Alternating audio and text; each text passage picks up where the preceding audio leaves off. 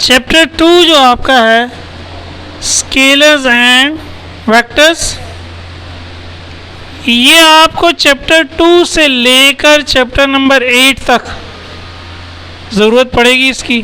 2 तो है ही पूरे का पूरा वेक्टर्स के बारे में।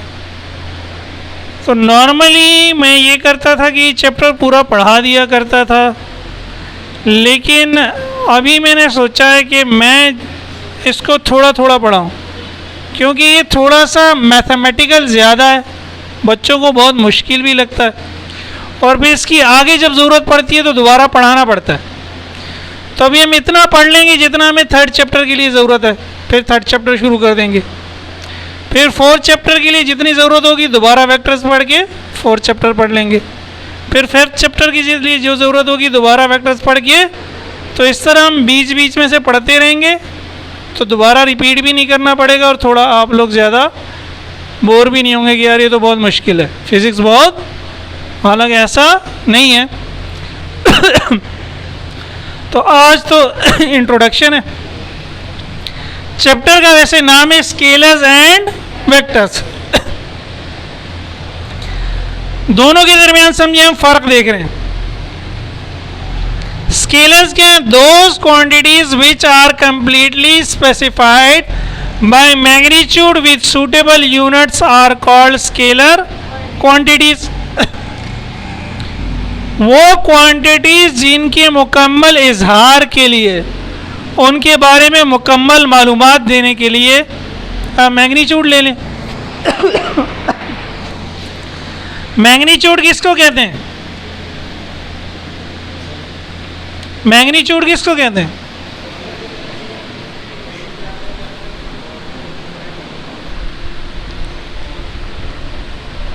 तो ये बिल्कुल सही कहा आपने। ये जो 10 है ये मैग्नीट्यूड है, ये जो 100 है ये मैग्नीट्यूड है, ये m क्या है? मीटर, यूनिट है। तो magnitude with suitable unit, magnitude with unit, वो मकदारें जो मुकम्मल तौर पर समझ में आ जाएं मैग्नीट्यूड से और यूनिट से। उर्दू में इस तरह कहेंगे उनको क्या कहते हैं? स्केलर्स, या गैर सिमती मकदार है। उर्दू अगर किसी ने पढ़ा होगा मैट्रिक में तो गैर सिमती मकदार है। और दूसरी बात लिखिए, scalars are normally represented by small letters. English की जो ABC होती है स्मॉल होती है, और तो स्मॉल वाले को स्मॉल लेटर कहते हैं, जैसे ये सारे स्मॉल लेटर हैं, और कैपिटल वाले को कैपिटल लेटर बड़ा। इसका जो सिंबल होता है वो स्मॉल होता है। मैंने लिखा L is equals to 10 metre. What is L? Length. मैं पूरा लेंथ नहीं लिखूंगा, क्या लूँगा? तो L मैंने किस में लिखा है? स्मॉल में। Mass of a boy 100 kilogram है भाई? किसी का मास 100 किलोग्राम नहीं है? अच्छा, अच्छी बात है, अभी तो आप बहुत यंग है, 100 होना भी नहीं चाहिए, वरना तो आप बीमार हैं फिर। तो मास 100 किलोग्राम पूरा लिखने की बजाय हम क्या करेंगे? m is equal to 100। तो m क्या है? मास का सिंबल है, small letter. Time T, area capital से। नॉर्मली का मतलब होता है ज़्यादातर, ज़रूरी नहीं है। तो देखिए 3 इसमें से स्मॉल में, चौथा एक कैपिटल में भी है, लेकिन ठीक है।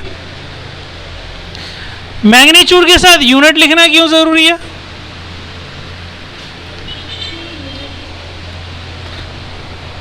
मैग्नीट्यूड के साथ यूनिट लिखना क्यों ज़रूरी है? 10 मीटर, 10 किलोग्राम और 10 सेकेंड। यूनिट से फ़र्क पता चलेगा ना। 10 मीटर का मतलब ये क्या है? लेंथ है। 10 किलोग्राम का मतलब क्या है? मास है। 10 सेकेंड का मतलब क्या है? तो वो 10 तो मैग्नीट्यूड है, 10 तो मैग्नीट्यूड है, सिर्फ 10 कंप्लीट इंफॉर्मेशन। 10 क्या? 10 रुपये, 10 रुपये, 10,000 रुपये, 10 लाख रुपये। यूनिट बोलोगे तो पता चलेगा ना, ठीक है? तो इसलिए समझिए यूनिट मैग्नीट्यूड का पार्ट ही होता है। मैग्नीट्यूड यूनिट के बगैर बेमानी है, लेकिन हम लिख देते हैं। समझ में आ गया? ये इसकी एग्जांपल्स होगी। स्केलर्स और वेक्टर्स में फ़र्क ये है कि यहाँ तक तो डेफिनेशन वही है, those quantities which are completely specified by magnitude with suitable units, वही वर्डिंग है, एंड डायरेक्शन, यहाँ क्या ऐड हो गया, and direction are called vectors. Vectors are normally, again normally, ज्यादातर represented by capital letter with an arrow over them. Capital letter उसके ऊपर arrow भी होगा, तो वो क्या होगा, वेक्टर. जब इसको मैं पढ़ूंगा मैं कहूंगा वेक्टर एफ, सिर्फ एफ नहीं, वेक्टर, वेक्टर किसकी वजह से, एरो की वजह से, vector P, vector V, vector A. Examples यही है, force, velocity, acceleration, momentum, torque. ये पहली एग्जांपल फोर्स की है. 40 न्यूटन फोर्स ड्यू ईस्ट, हम कहते हैं ना मशरिक मगरिब शुमाल जनूब, तो ईस्ट का मतलब होता है मशरिक की जानिब. ईस्ट का क्या मतलब है भाई, मशरिक की सिमत हो गई है ना. पी मोमेंटम का सिंबल है, 15 Newton second, Newton second momentum की यूनिट है, 30 डिग्री. डायरेक्शन को हम डिग्री से भी बताते हैं ज़्यादातर, ये भी आगे हम समझ लेंगे. वेलोसिटी के वेक्टर को स्मॉल वी कहते हैं, सही है ना. 45 मीटर पर सेकेंड 0 डिग्री. एक्सेलरेशन का वेक्टर स्मॉल ए, 5 मीटर पर सेकेंड स्क्वायर, एक्सेलरेशन की यूनिट 90 डिग्री. फर्क समझ में आया. यहाँ डायरेक्शन है नहीं है, यहाँ डायरेक्शन है, इसलिए वेक्टर के ऊपर एरो भी है. अब सवाल है बड़ा इंपॉर्टेंट, क्या ये मेरी मर्जी है अगर मैं फोर्स के साथ ये ड्यू ईस्ट ना लिखूं और मैं कह दूं यार फोर्स को भी स्केलर बना दो यार, क्यों इसको वेक्टर ले रहे हो भाई, बस 40 न्यूटन है, ख़त्म करो कहानी. डायरेक्शन बताना क्यों ज़रूरी है. या मैं बोलूं 10 मीटर मशरिक में, तो ये वेक्टर हो जाना चाहिए. फिर इसको क्या हो जाना चाहिए, वेक्टर. यही फ़र्क बता रहे हैं ना. जिसमें डायरेक्शन होगी वो क्या है, वेक्टर. जिसमें डायरेक्शन नहीं होगी वो क्या है, स्केलर. मैग्नीट्यूड और यूनिट तो यहाँ भी है, मैग्नीट्यूड और यूनिट यहाँ भी है, ऐसा है या नहीं है. अगर मैं कह दूँ length is equal to 10 metre due east, length 10 metre मशरिक, तो वेक्टर हो जाना चाहिए. हो जाना चाहिए नहीं हो जाना चाहिए, ओ भाई हो जाना चाहिए, बोलो हाँ या ना, हाँ या ना, आवाज़ ही नहीं निकल रही, हाँ या ना, हाँ हाँ. और अगर फोर्स में से डायरेक्शन हटा दूं तो इसको स्केलर हो जाना चाहिए, हो जाना चाहिए ना. तो मसला क्या है, क्यों हमने इसको कहा कि ये वेक्टर होगा और क्यों हमने इसको कहा कि ये स्केलर होगा.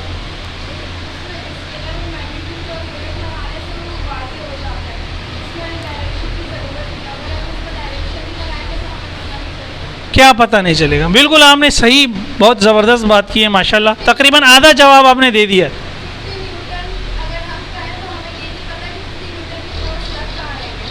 लग कहाँ रही है, इससे क्या चीज़ मिस हो जाएगी. चलें चलें, वेरी गुड वेरी गुड. फिर भी आपने बहुत अच्छा बताया.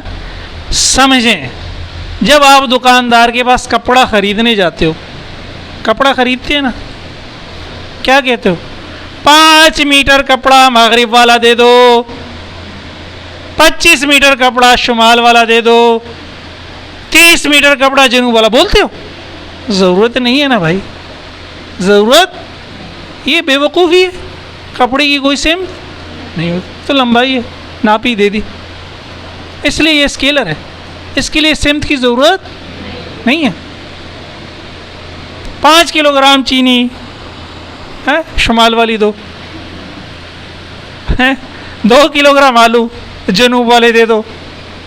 भाई ये वो क्वांटिटीज़ हैं, इनके साथ सिमत लगाओगे तो बेवकूफ़ी वाली बात है. इनके लिए सिमत की ज़रूरत नहीं है, इसलिए ये स्केलर्स हैं.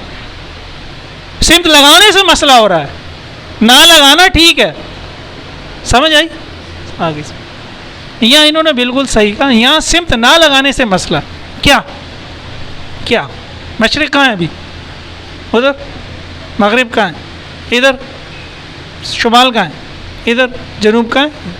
मैं इस पर 40 न्यूटन फोर्स लगा रहा हूँ, ये जाएगा कहाँ. कहाँ जाएगा ये? फोर्स तो मोशन क्रिएट करती है ना, फोर्स बॉडी में क्या करती है? मोशन प्रोड्यूस करती है। मैंने 40 न्यूटन फोर्स तो लगा रहा हूँ, कहाँ जा रही है ये? पता नहीं चलेगा। 40 न्यूटन से पता, लेकिन जब मैं कहूँगा 40 न्यूटन मशरिक, तो जहाँ फोर्स होगी वहीं ये जाएगी। 40 न्यूटन मगरिब, 40 न्यूटन शुमाल, 40 न्यूटन। जब मैं फोर्स की डायरेक्शन बताऊंगा तभी मुझे मोशन की डायरेक्शन पता चलेगी। ये न्यूटन सेकंड लॉ है। Whenever an unbalanced force acts upon a body, it produces an acceleration in its own direction. Acceleration या मोशन फोर्स की डायरेक्शन में होगा, तो जब आप फोर्स की डायरेक्शन नहीं बताओगे तो कैसे पता चलेगा बॉडी कहाँ है? या अपनी ज़बान में ऊपर जा रही है, नीचे जा रही है, राइट जा रही है, लेफ्ट जा रही है, भी डायरेक्शन है ना। बॉडी ऊपर जा रही है या नीचे जा रही है या राइट जा रही है, कैसे पता चले? जब आप कहोगे कि मैं फोर्स ऊपर लगा रहा हूँ तो बॉडी ऊपर जाएगी। जब आप कहेंगे मैं फोर्स नीचे लगा रहा हूँ, बॉडी, फोर्स राइट पे लगा रहा हूँ, बॉडी राइट पे जाएगी। फोर्स इसमें अगर डायरेक्शन नहीं बताएंगे तो इंफॉर्मेशन मिस है, इसलिए डायरेक्शन लगाना ज़रूरी है। मर्जी नहीं है कि डायरेक्शन लगा के वेक्टर बना लो, डायरेक्शन लगा के, मैट्रिक में तो ही रटा होगा आपने, डायरेक्शन नहीं लगाते तो स्केलर होता है, डायरेक्शन लगाते हैं तो। लेकिन इसमें अपनी मर्जी, ऐसा है, उन फिजिकल क्वांटिटीज़ की नेचर ही ऐसी है कि स्केलर्स में डायरेक्शन की ज़रूरत नहीं है, वेक्टर्स में डायरेक्शन की ज़रूरत है। ये बात याद रहेगी। ये बात अगर याद रहेगी, सारी उम्र अगर याद रहेगी, तो जब तक आपको वेक्टर्स की ज़रूरत है, किस जिस टॉपिक में भी है, आपको वो टॉपिक समझने में मसला नहीं होगा। बस आज हम इतना ही रखते हैं, इंट्रोडक्शन, ठीक है। कल मुझे नहीं पता आपकी क्लास है या नहीं, सर ज़ुबैर बताएंगे, ठीक है।